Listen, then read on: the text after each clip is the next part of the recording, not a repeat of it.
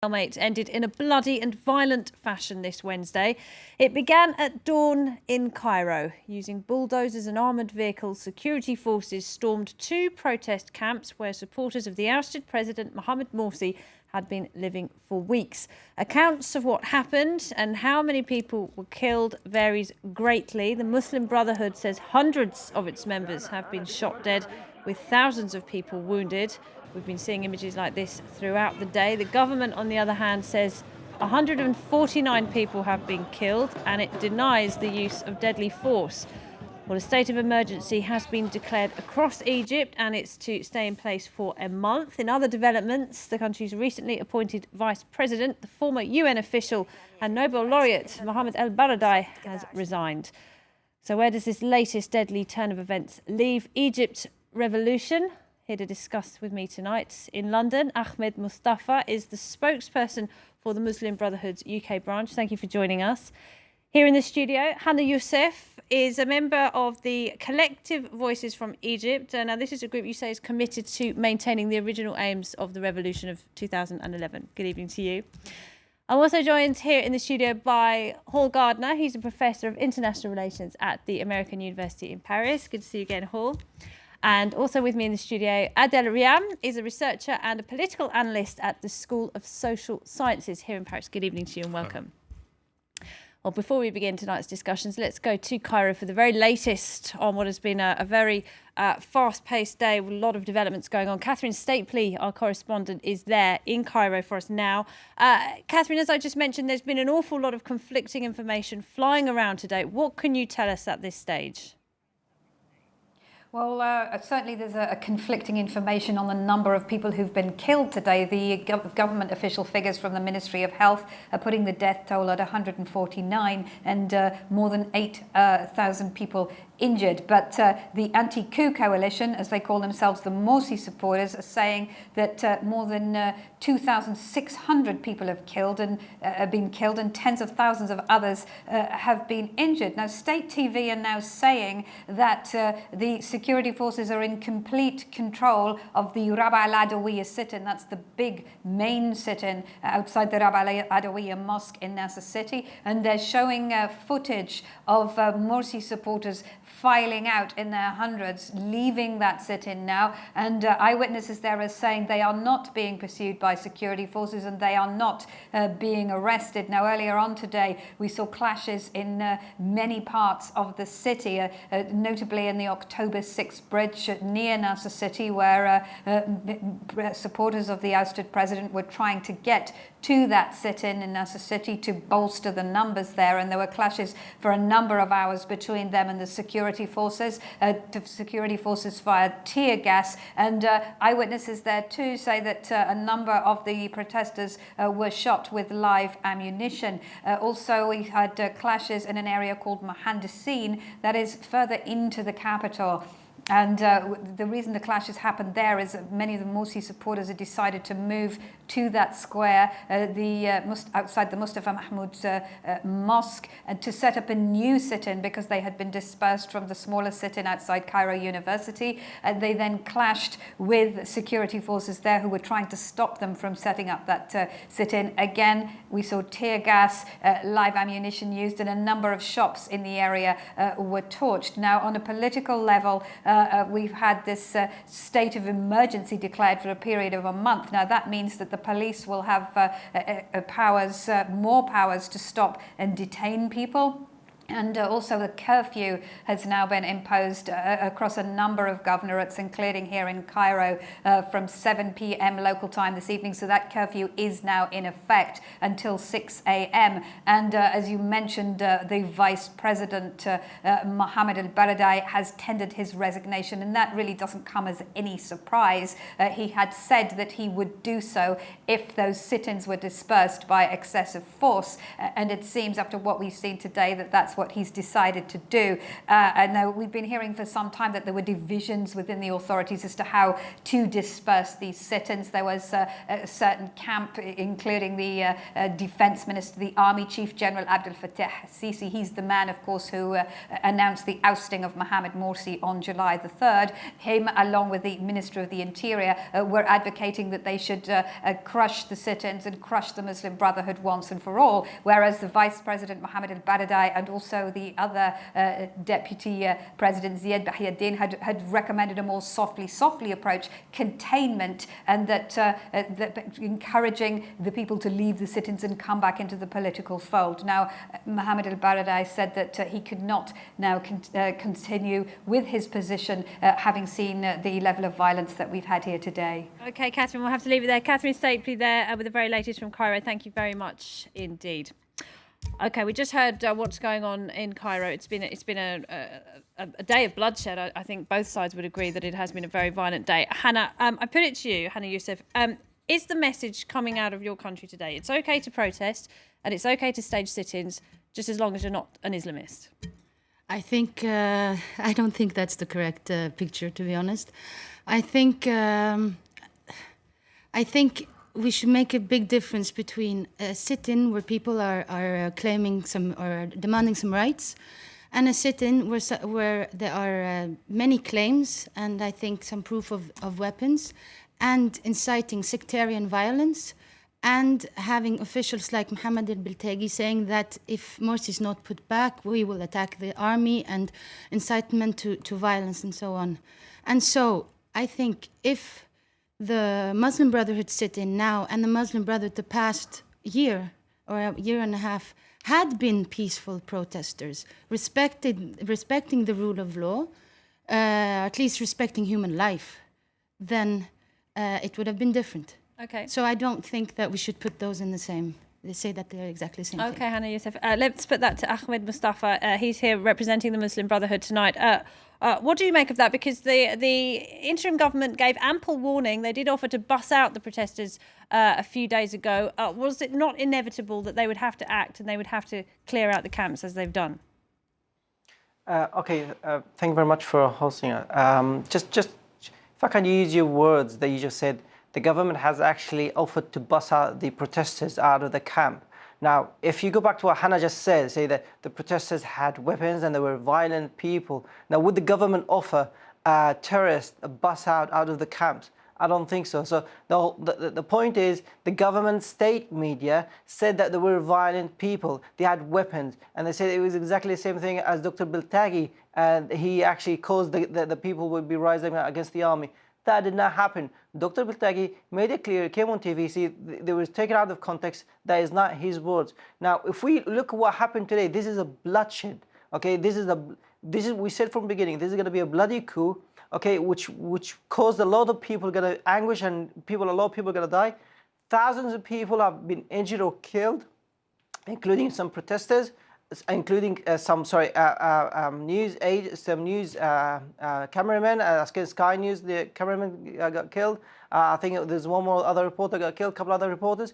So what I'm saying is, this is a bloodshed. Okay, this has the earmark of the stain of whole military operation. It wasn't a clearing camps. Okay, they gave them a warning to clear out. So obviously there was no weapons there. If you had a camp full of weapons, they would not give out a message, a warning, say, please leave it, go home, we will not pursue you. So obviously this is a lie. This is a media fabricated evidence that were planted on site. And I have to remind you that the camp actually not fully just Muslim Brotherhood. There were actually a lot of other people involved with us, who are, some of them are Coptic, some are Christians, some of them are secular people. They just wanted to have their voice heard. And what the military did after the 30th of June demonstrations is that they took one side of the story and they said, oh, by the way, you're sticking to this side of the people. And they just ousted the president, the first elected ever Egyptian president in the history of Egypt. They just ousted him, and they cancelled the constitution, which a lot of people went out and voted for it. And they cancelled the upper house of parliament, which again, a lot of people went out and voted for it. And then they come back and they accuse the Muslims of being violent. I think what we're seeing a first ever live broadcast massacre live in front of TV. Okay. We've always seen massacres. Ahmed and we will Mustafa, see evidence of massacres. you've made a lot of points there. You made a lot of points there. Thanks very much. I'm sorry to interrupt you. I'd like to get some response to that. I've got another guest I can introduce now. Nirvan Mahmoud is joining us from the UK tonight. She's a journalist and a Middle East analyst who's written extensively about the situation in Egypt. I was wondering if you might like to respond to what was just said. Right. Hello there. First of all, condolence to all the family of the dead, whether they are Egyptian or non-Egyptian. I think both your guests have agreed that this is a sad, bloody day in the history of Egypt. I never witnessed something like that in my entire life. We also, unfortunately, have to agree that each side are only telling half the story. The story is always full of hyperbole, exaggeration, and inaccurate information. The Muslim Brotherhood say their camp is peaceful. So if the camp were peaceful, why they had a lot of enforcement, sandbags, wires? I watched the Rabaa sit-in live broadcast for days. And there was a lot of incitement. There was saying that we are ready to die. We are here until Morsi is come back. There is no compromise whatsoever. We cannot negotiate until you release all our people from prison, bring back Morsi, bring back the parliament, bring back the constitution. That's not a starting point for a negotiation. Reconciliation should bring two sides, and both sides have to start and agree on a roadmap. That didn't happen, unfortunately. On the other side, the government had other option other than using force today. There was several plans on the table, maybe gradual closure of both sit-in, starting with the Nahda and then move on the Rabaa, cordon the Rabaa sit-in, trying to cut electricity, trying to prevent people from going in and only allow people to go out. But they decided to disperse both sit-in on the same time, on the same day. And unfortunately, if you have hundreds of thousands camping in, this will happen and chaos will happen. There was some reports and some publication in reputable magazines saying there was evidence of arms in Rabaa. So that's not my claim. And unfortunately, what was more alarming, that there was kids in Rabaa. There was kids against a coup. And I don't know how the Muslim Brotherhood can justify something like that. And unfortunately, in Egypt... All right, well, let's ask them... let's ask the Muslim Brotherhood to respond. Ahmed Mustafa, what would you say to that? Well, basically, remember, this was a peaceful sit-in, okay? Now, if we have a peaceful sit-in anywhere in the democratic world, anywhere in the free world, okay, you have people, you have the right of the old and the young, you have the women and the men, you have the right of the disabled people to have them protest and have their votes heard. Now, was a peaceful protest. There was no weapons stashed up. If we had weapons, we've asked all the international agents to always come and have a look. They've always taken tourists, journalists around the camp. No one has ever said we've seen weapons. If we had weapons, why are they taking? Why are they shooting at? Why are they shooting at journalists? And why are they deleting their pictures? Because they don't want any witnesses. They don't want any documenting the evidence, the plantation of evidence, and the killing of people. So what we're saying is this is a massacre. But what about the reports? All right, but what about the reports that members of the Muslim Brotherhood have gone and attacked churches, and they've gone and attacked government property, and they've also attacked private property as well today? What would you say to that? Is that all fabricated as well? No. We do not condone violence. Muslim Brotherhood, we do not do violence. Okay, we've always been peaceful since we've started since the coup. We've always been peaceful. Now, we do not want people to be burning down Egypt, because Egypt, this is where we were born, this is where we're going to be dying, and this is our homeland, this is our country. We don't burn our country down. We've had a peaceful sit-in, so people will burn it down, and then they say, Muslim Brotherhood, we don't do this. We could have done this, but we haven't done it. We don't, because we don't condone violence. We don't hold weapons, and we definitely don't burn down churches or mosques, anything like that. We do not like. One single drop of Egyptian blood is so precious to us, okay? Now, the government says that 15 people, and they said 150 people. One person dead is enough. I think one person, just killing one person is more than enough for us, okay? We don't condone this. We uphold any sort of violence. Anyone, even from the government side, from those brothers, we always had peaceful sit-in. This is a full-scale massacre. Okay, we're witnessing, and then the state media is blaming the Muslim Brotherhood for all this. A lot of people are blaming the Muslim Brotherhood, which is wrong. You have to look at the other side, which is we don't have weapons. If we had weapons, how many soldiers, officers have been dead? They accuse one soldier and one officer. Now, if you had weapons, we had 7 weeks of training or so. That didn't happen. So we had one officer dead. And then if you had weapons, why do you bulldoze it down? How come we don't send your military and infantry down? So this is all hearsay, and this is all what state media is saying, and a lot of people are saying, which is completely untrue. Adel Riyam, I'd like to bring you in here. This is a great shame, isn't it? You've got these two very opposing points of view in these very opposing camps. When you think how united Egyptians were in their bid to overthrow Hosni Mubarak back in 2011, a very different situation today. It is indeed. It's a very different situation today, but I don't think that using the word that they were united and they are not anymore today is pertinent to the matter.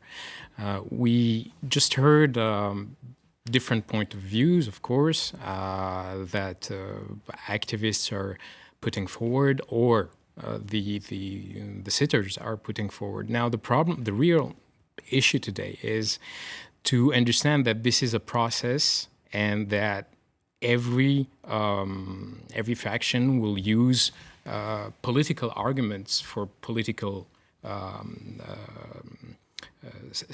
using them as political strategies. Now, do we look, for example, at, you were talking about a unified Egypt. Egypt, as any other country, have many different views amongst their population, and this is okay. This is acceptable. Now, the means that are used to express those views, that's where we might be interested. The use and fabrication of media fabrication, for example, of news and them being used as a political argument to say, no, we are peaceful, we're not doing anything. Both sides using the media to get their point across. I'm going to have to ask you to hold that thought for a moment. We're going to take a short break. When we come back, the second part of our debate on Egypt. Stay with us.